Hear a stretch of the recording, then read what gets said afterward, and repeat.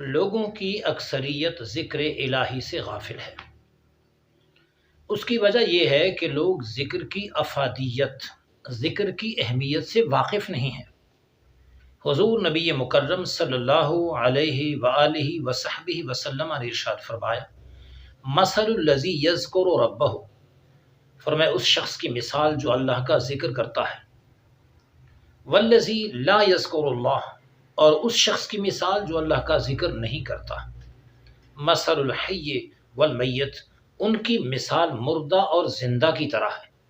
گویا ذکر الہی کرنے والا زندہ ہے اور ذکر الہی سے غافل مردہ ہے۔ خود سوچئے کہ ہم زندہ ہیں یا مردہ؟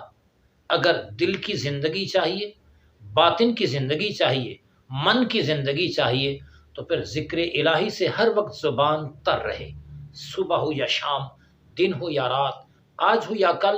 جب زندگی کا ہر پل ذکر الہی کے نام کر دیا جائے تو وہ شخص حقیقتاً زندہ ہے۔ اور میرے آقا علیہ السلام نے ذکر کرنے والے کو زندہ اور ذکر سے غافل رہنے والے کو مردہ سے مثال دی ہے۔